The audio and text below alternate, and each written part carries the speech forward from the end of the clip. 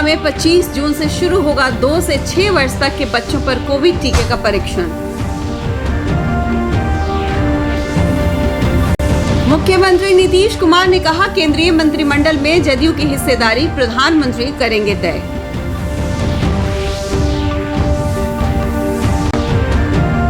और प्रदेश में बाढ़ की स्थिति में सुधार, गंडक, बूढ़ी गंडक और बागमती नदियों के जलस्तर में आई कमी। नमस्कार, इस वक्त के बुलेटिन में आपका स्वागत है। आप देख रहे हैं डीडी बिहार और आपके साथ मैं सोनी। समाचार विस्तार से। प्रदेश में आज से अनलॉक 4 प्रभावी हो गया है। अनलॉक के कारण आज सुबह पार्कों में चहलकदमी दिखी। अनलॉक 4 के तहत सार्वजनिक पार्कों की सुबह 6 बजे से दोपहर 12 बजे तक खोलने की अनुमति दी गई है। सभी सरकारी और निजी कार्यालय पूरी उपस्थिति के साथ शाम 5 बजे तक खुल गए हैं, लेकिन आगंतुकों के प्रवेश की अनुमति नहीं दी गई है। दुकानें और सार्वजनिक प्रतिष्ठान एक दिन छोड़कर सुबह 6 बजे से शाम 7 बजे तक खुली रहेगी। रात्रिकालीन कर्फ्यू का समय भी कम कर दिया गया है। अब यह रात 9 बजे से सुबह 5 बजे तक लागू रहेगा। खाने की दुकानों से होम डिलीवरी और टेक होम की सुविधा जारी रहेगी। जिम, सिनेमा हॉल और शॉपिंग मॉल अभी बंद रहेंगे। स्कूलों को खोले जाने के बारे में भी अभी कोई निर्णय नहीं लिया गया है। एम्स पटना में 2 वर्ष से 6 वर्ष तक के बच्चों पर कोविड टीके का परीक्षण 25 जून से शुरू होगा। बता दें कि एम्स पटना में 12 से 17 वर्ष और 6 से 12 वर्ष के बच्चों का क्लिनिकल परीक्षण पहले से ही चल रहा है। एम्स पटना के मुख्य चिकित्सा अधीक्षक CM सिंह ने बताया कि इच्छुक अभिभावक अपने बच्चों का टीका परीक्षण के लिए पंजीकरण करा सकते हैं। पंजीकरण के लिए एक मोबाइल नंबर 9471408832 जारी किया गया है। बिहार में अगले 6 माह में 6 करोड़ लोगों के टीकाकरण का लक्ष्य रखा गया है। टीकाकरण को लेकर युवाओं में जबरदस्त उत्साह रहा। स्वास्थ्य मंत्री मंगल पांडे ने संवाददाताओं को संबोधित करते हुए बताया कि प्रदेशवासियों को टीकाकरण महाअभियान का पूरा लाभ मिल रहा है। उन्होंने कहा कि पूरे प्रदेश में 6 महीने में 6 करोड़ लोगों को टीका देने का लक्ष्य है। आदरणीय प्रधानमंत्री जी ने दिल्ली से शुरू किया और माननीय मुख्यमंत्री जी ने पटना से शुरू किया।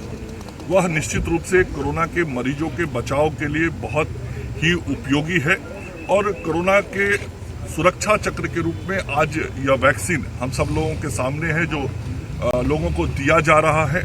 और राज्य ने तय किया है कि 6 माह में 6 करोड़ लोगों को टीकाकृत किया जाएगा और आदरणीय प्रधानमंत्री जी ने संपूर्ण देश को 18 वर्ष से ऊपर की आयु के लोगों के लिए मुफ्त में टीका उपलब्ध कराया है। सहरसा जिले में टीकाकरण महाअभियान के तहत जिलाधिकारी कौशल कुमार ने जागरूकता रथ को हरी झंडी दिखाकर रवाना किया।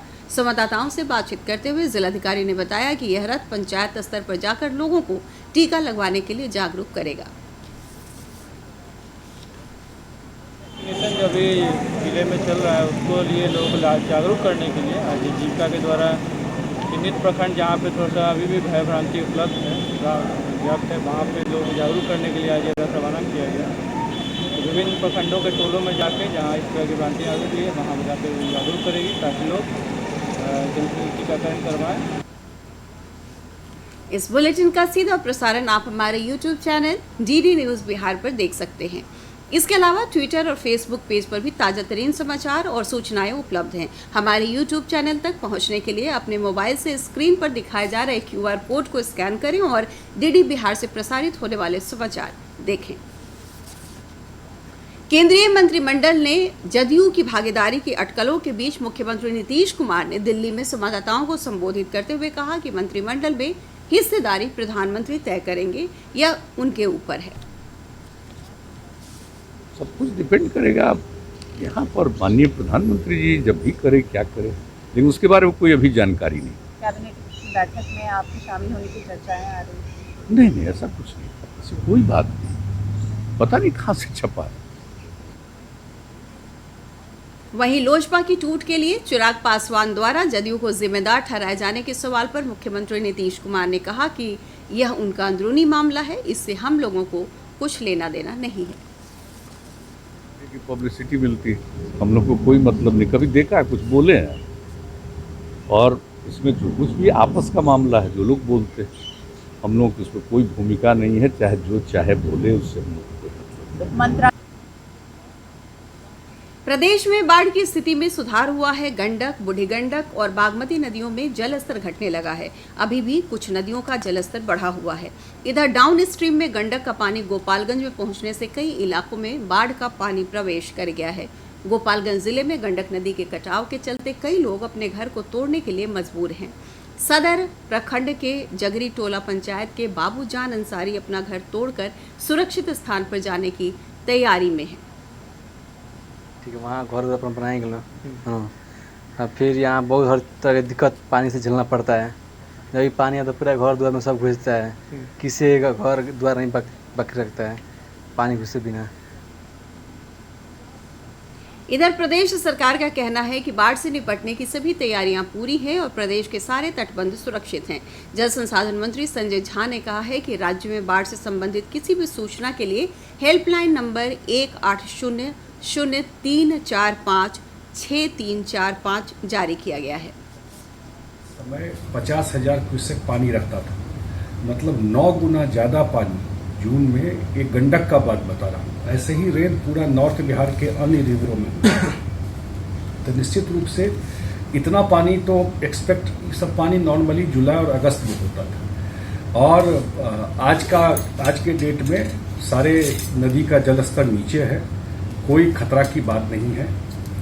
गंडक में जो रहा तो इसमें सबसे बड़ी बात यह है कि डिपार्टमेंट के सारे इंजीनियर्स 24 घंटा एम्बैंकमेंट पे रहे।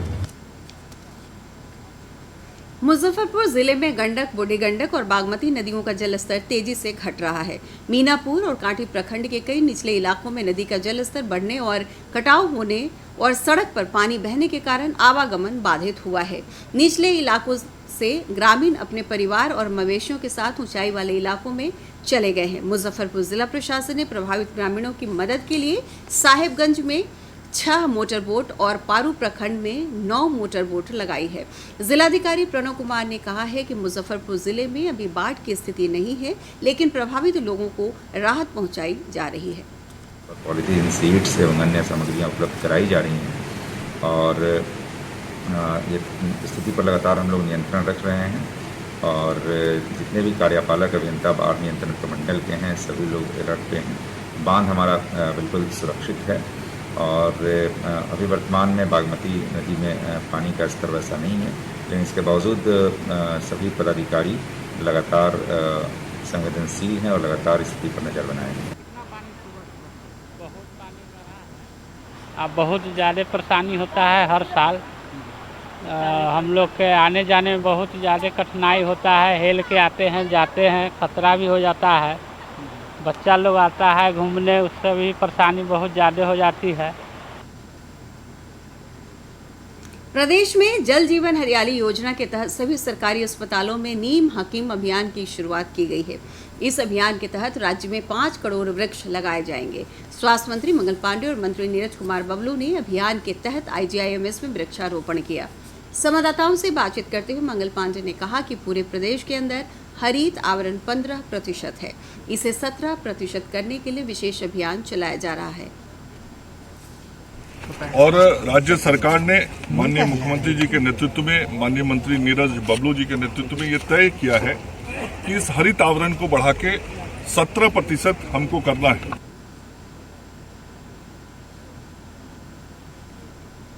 वन पर्यावरण मंत्री नीरज कुमार बबलू ने कहा कि नीम का पेड़ वातावरण को शुद्ध करता है, इसलिए प्रदेश में नीम हकीम अभियान चलाया जा रहा है।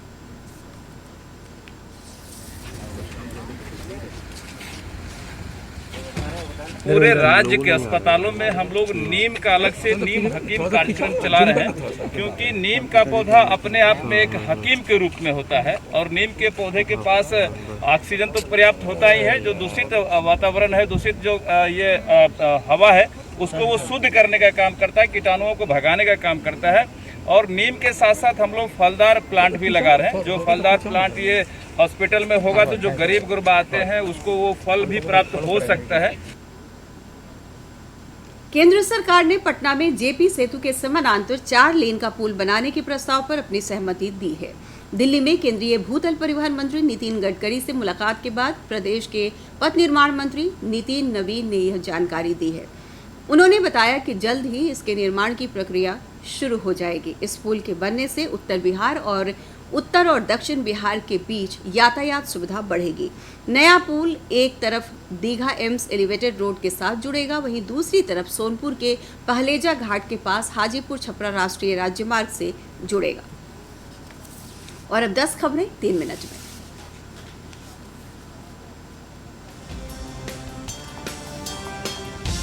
भारत बायोटेक की ओर से तैयार स्वदेशी टीका कोवैक्सीन तीसरे चरण के परीक्षण में 77.8% असरदार पाया गया है।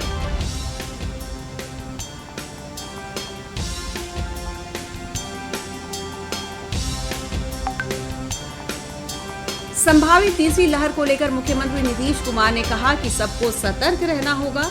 अस्पताल, दवा और ऑक्सीजन की कोई कमी नहीं होने दी जाएगी।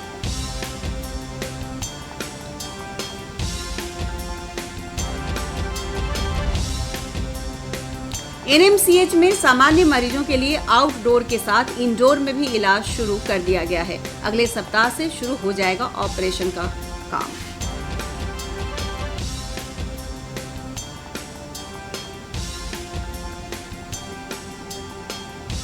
केंद्रीय जांच एजेंसी की 4 सदस्यीय टीम ने जहानाबाद में नक्सलियों से बड़े पैमाने पर बरामद हथियार और विस्फोटक मामले की जांच शुरू कर दी है।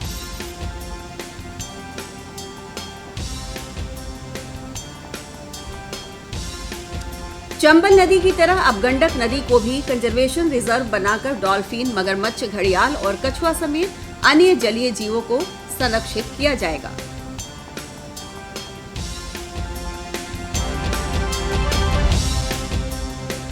सत्ताईस जून को प्रदेश जेडीयू मुख्यालय पटना में महिला उद्यमी विषय पर वर्चुअल सम्मेलन का आयोजन किया गया है।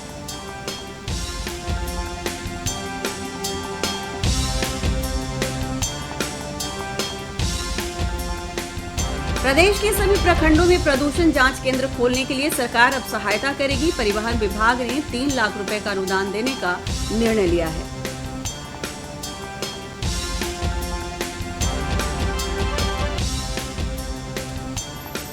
गोपालगंज जिले में उत्पाद विभाग की टीम ने आम के कार्टन में छिपाकर ले जा रहे 125 कार्टन विदेशी शराब को जब्त किया है।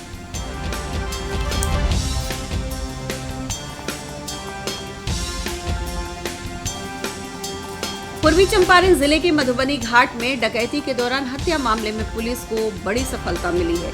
इस मामले में 7 लोगों को गिरफ्तार कर लिया गया है।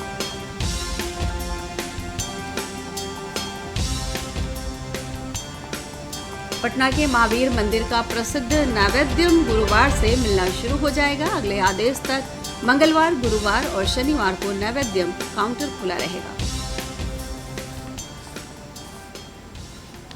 और अंत में मुख्य समाचार पर एक नजर। प्रदेश में आज से अनलॉक 4 प्रभावी, सुबह पार्कों में दिखी चहल पहल।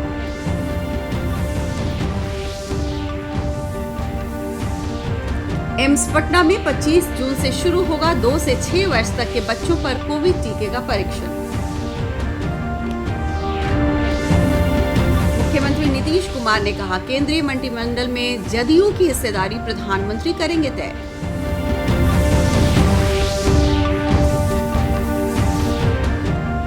और प्रदेश में बाढ़ की स्थिति में सुधार, गंडक, बूढ़ी गंडक और बागमती नदियों के जलस्तर में आई कमी।